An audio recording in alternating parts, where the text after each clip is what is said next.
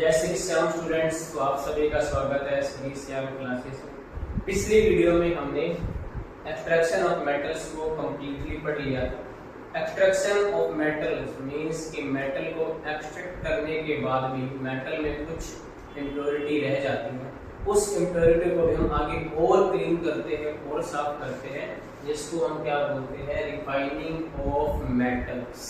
Means कि metal में अभी भी कुछ इम्प्योरिटी बची है, तो उसको भी पूरी तरीके से क्लीन करना, साफ करना क्या कहलाता है, रिफाइनिंग ऑफ मेटल्स या removal of impurity from impure metal is called refining of metals. तो इसमें क्या लिखा हुआ है, metal obtain after carbon reduction. क्योंकि हमने पिछली वीडियो में डिस्कस किया था कि जैसे हम मेटल को एक्सट्रैक्ट करते हैं उसके कोर से, वो किसी हेल्प से करते हैं, रोस्टिंग से, कैल्सिनेशन से, फिर हम उसका लास्ट में रिडक्शन करते हैं। रिडक्शन करने के बाद हमें मेटल एक्सट्रैक्ट मिल जाते हैं। या फिर हम करते हैं इलेक्ट्रोलाइटिक रिडक्शन करते हैं। जो टॉप के रिएक्टिविटी सीरीज के टॉप के एलिमेंट थे, उसमें हमने क्या किया था, इलेक्ट्रोलाइटिक रिडक्शन किया था। उसके बाद हमें जो मेटल मिलता है ना, वो इतना प्योर नहीं होता, उसमें भी थोड़ी सी इम्प्योरिटी रह जाती है। The most common method for refining metal is electrolytic refining। तो अपनी बुक में जो मेथड है मेटल को और क्लीन करने का और रिफाइन करने का, वो कौन सा है, इलेक्ट्रोलाइटिक रिफाइनिंग। ओके, हम एग्जांपल ले रहे हैं कॉपर का, कि हम कॉपर का, मेरे पास कोई मेटल है, मैंने एक्सट्रैक्ट किया है, तो उसको मैं उस इम्प्योर मेटल से प्योर में कैसे चेंज करूंगा। तो electrolytic refining of copper using copper sulphate solution. तो इसमें जो भी आपके पास मेटल होगा ना, जिसको आप रिफाइन करना चाहते हो, उसका आपको एक सॉल्यूशन भी लेना पड़ेगा। अगर आप मैग्नीशियम है तो मैग्नीशियम सल्फेट लेना पड़ेगा, कॉपर है तो कॉपर सल्फेट लेना पड़ेगा, या आपके पास सिल्वर है तो सिल्वर का कुछ सॉल्यूशन लेना पड़ेगा। मतलब कोई भी मेटल हो उसका हमें सॉल्यूशन की नीड पड़ेगी। ओके, अब यहाँ पे आ जाओ, ये हमारा मेन डायग्राम है। इसके अंदर हमने दो इलेक्ट्रोड यूज करे, दो इलेक्ट्रोड, एक ये दिख रहा होगा माइनस वाला, क्योंकि ये बैटरी के माइनस टर्मिनल से कनेक्टेड है, और ये जो इलेक्ट्रोड है वो बैटरी के प्लस वाले टर्मिनल से कनेक्टेड है, तो इसको हमने प्लस का साइन दिया, मतलब एनोड बोला। और ये माइनस से कनेक्ट है तो इसको हमने नाम दिया कैथोड। कैथोड का मतलब ये इलेक्ट्रोड माइनस पे है। अब इस माइनस वाले पे हमने क्या लगाना है, प्योर मेटल की स्ट्रिप लगानी है। क्या लगानी है, प्योर मेटल की स्ट्रिप लगानी है। और जिस मेटल को आपने प्योर करना है, मींस कि आपके पास जो इम्प्योर मेटल है वो आप कहाँ रखोगे, इस एनोड पे रखोगे। कहाँ रखोगे, एनोड पे। तो पेपर में इससे एमसीक्यू बनता है कि अगर हमें इम्प्योर मेटल को प्योर में चेंज करना हो, तो इम्प्योर मेटल को हम कहाँ रखते हैं, माइनस वाले इलेक्ट्रोड पे या प्लस वाले पे, या दोनों पे, या दोनों पे नहीं, है ना। तो आपका यही से क्वेश्चन बन जाता है कि इम्प्योर मेटल कहाँ रखोगे, आप एनोड पे रखोगे, और प्योर मेटल की स्ट्रिप कहाँ रखोगे, कैथोड पे रखोगे। ओके, अब उसके बाद हमने इसमें एक सॉल्यूशन भी ऐड करना है, जिस सॉल्यूशन का जिक्र मैंने यहाँ पे किया था। तो उसमें एक एसिडिफाइड मेटल सॉल्ट सॉल्यूशन लेना है। कैसा, एसिडिफाइड मतलब वो थोड़ा सा एसिडिक सॉल्यूशन है उसका, मेटल का सॉल्ट का, वो हमने इसमें डिप कर लिया, ताकि हमें सॉल्यूशन कौन लिया है, करंट पास करने पे इनमें से आयंस निकलेंगे, वो सॉल्यूशन में जाएंगे, तो वो आयंस का हमें ट्रांसफर करवाना है। आयंस को चलते रहना मतलब चाहिए, इसलिए हमें सॉल्यूशन की नीड पड़ती है। फिर उसके बाद क्या होता है, जब आप करंट पास करते हो तो आपके पास सॉल्यूशन क्या है, कॉपर सल्फेट। कॉपर सल्फेट के सॉल्यूशन में से या इम्प्योर जो इलेक्ट्रोड पे आपने लगा रखे हैं उसमें से कॉपर सल्फेट की आयंस कहाँ आते हैं, सॉल्यूशन में।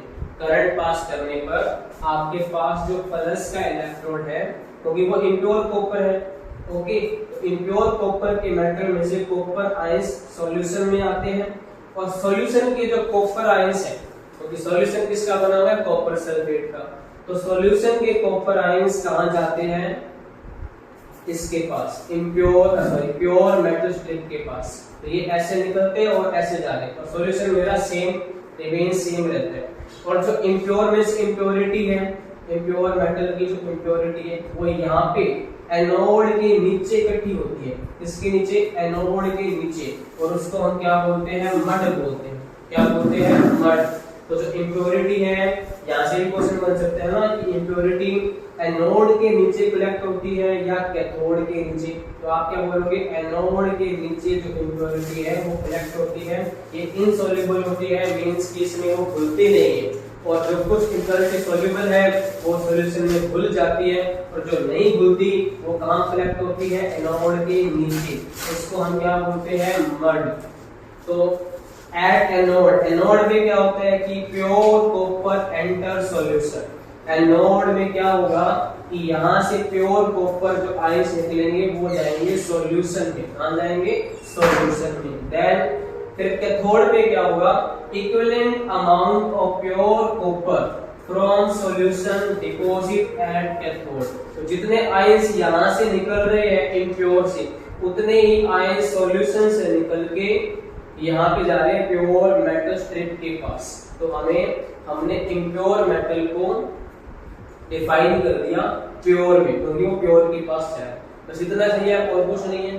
पहली बात तो जो हमने पिछले वीडियो में पढ़ा कि मेटल ऑफ एक्सट्रैक्शन के बाद मेटल में कुछ इम्प्योरिटी बच जाती है, जिसको साफ करने को हम क्या बोलते हैं, रिफाइनिंग ऑफ मेटल। हमारे बुक में क्या मेथड दिया हुआ है कि रिफाइनिंग मेटल इज इलेक्ट्रोलाइटिंग रिफाइन। किस तरीके से करोगे, इलेक्ट्रोलाइटिक से, मतलब करंट पास करना पड़ेगा। हमने दो ये इलेक्ट्रोड, एक को जोड़ा बैटरी के माइनस से, एक को जोड़ा बैटरी के प्लस से। जो माइनस के साथ जुड़ा हुआ है वो है कैथोड, और जो प्लस के साथ जुड़ा हुआ है वो है एनोड। ओके, जो माइनस का है बेटा, वहां पे आप क्या लोगे, प्योर मेटल की स्ट्रिप लोगे, और जो आपके पास प्लस का है वहां पे लोगे इम्प्योर मेटल, जिसको हमने प्योर करना है।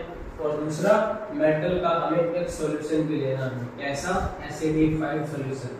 सॉल्यूशन इसलिए ले रहा है कि आयंस जब आएंगे इस सॉल्यूशन में आएंगे, तो इसी सॉल्यूशन में से जो कॉपर आयंस है, कॉपर सल्फेट में से वो आयंस यहाँ जा सके।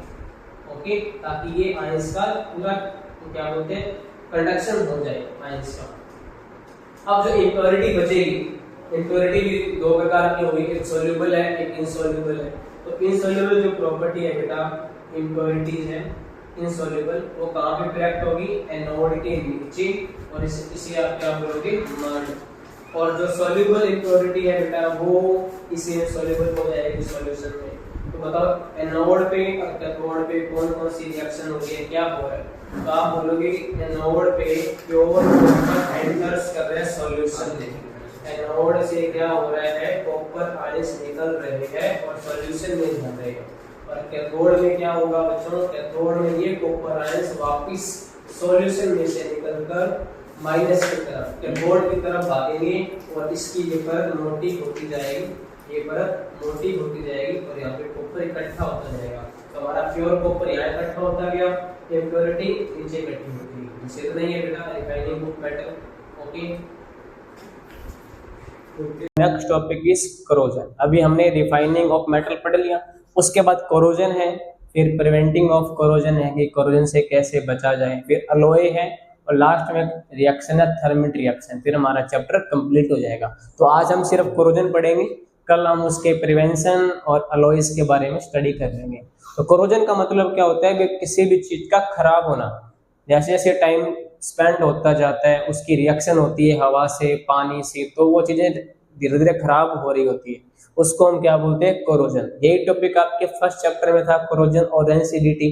जब लिक्विड चीज खराब हो रही थी, ऑयल्स वाली चीजें खराब हो जाती है, तो वो रेंसिडिटी में काउंट होता है। लेकिन जब सॉलिड चीजें खराब होती है लाइक मेटल, वो किस में काउंट होता है, कोरोजन में। तो when a metal is attacked by substances, अगर किसी मेटल पे अटैक हो जाए, किसी मेटल पे अटैक हो जाए सब्सटेंसेस का, किस का, around it such as moisture, जैसे कि मॉइस्चर हो, नमी हो, वाटर वेपरी प्लस में O2, उसको हम बोलते हैं मॉइस्चर।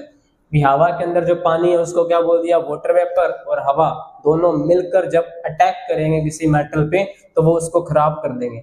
प्लस में एसिड, तो एसिड भी अटैक करते हैं किसी मेटल्स पे। तीनों, मॉइस्चर या वाटर वेपर प्लस ऑक्सीजन या एसिड, तीनों जब अटैक करेंगे तो वो मेटल हमारा क्या होने लगेगा, कोरोड होने लगेगा, खराब होने लगेगा। It is said to corrode, और उसको हम क्या बोलेंगे, कोरोड, और इस प्रोसेस को हम क्या बोलेंगे, corrosion, and this process is called corrosion. Okay, अब आपके बुक में 3 एग्जांपल है कोरोजन के। मेटल आयरन वाला तो एक था फर्स्ट चैप्टर में आपके, दोनों ये अलग है। ओके, तो रस्टिंग ऑफ आयरन, लोहे पे जंग लगती है बेटा। देखो ये देखो लोहा, लोहे पे जब ऑक्सीजन मतलब कि हवा और पानी मतलब वाटर वेपर मान लो, इन दोनों ने अटैक किया तो क्या बन गई, रस्ट बन गई, जंग बन गई। ये जंग का फॉर्मूला है रस्ट का, Fe2O3.NH2, ferrous oxide. Okay, .NH2O, मतलब इसमें H2O का कुछ क्या बोलते हैं फॉर्मूला या नंबर ऑफ वाटर मॉलिक्यूल्स इसमें होते हैं इस फॉर्मूले में, इसलिए वहां पे .NH2O लगा है। फिर है टार्निशिंग ऑफ कॉपर, कॉपर मतलब तांबा खराब होना, जब तांबा खराब हो जाएगा तो उसके ऊपर ग्रीन कलर की कोटिंग आ जाती है, और वो किसकी कोटिंग होती है, कॉपर कार्बोनेट की। किसकी कोटिंग होती है, कॉपर कार्बोनेट की। जैसे कॉपर, देखो कॉपर पे हवा O2, H2O, अब इस बार ऐड कर दो CO2, कार्बन डाइऑक्साइड भी मिलकर अटैक करेगी कॉपर पे, तो कॉपर का रंग धीरे धीरे हरा पड़ना शुरू हो जाएगा, हरे रंग की कोटिंग बन जाएगी उसके ऊपर, मतलब वो खराब होने लग गया कॉपर अपना। फिर है सिल्वर, चांदी, चांदी कैसे खराब होगी, चांदी पे एक गैस है हाइड्रोजन डाइसल्फाइड, भी अटैक करेगी ऑक्सीजन के साथ, तो वो क्या बनाएगी, सिल्वर सल्फाइड। क्या बनाएगी, सिल्वर सल्फाइड, जो कि ब्लैक रंग की होती है। जो हमारी चांदी के ऊपर ब्लैक रंग की कोटिंग आती है ना, चांदी खराब होती है, और ब्लैक रंग आया किसकी वजह से, सिल्वर सल्फाइड के फॉर्मेशन की वजह से। ओके, अब आपको नोट लगा के याद करना है भी, कोरोजन को हम ऑक्सीडेशन में काउंट करते हैं। फर्स्ट चैप्टर में हमने 5 रिएक्शन पढ़ी थी बेटा, उसमें से एक रिएक्शन थी हमारी ऑक्सीडेशन।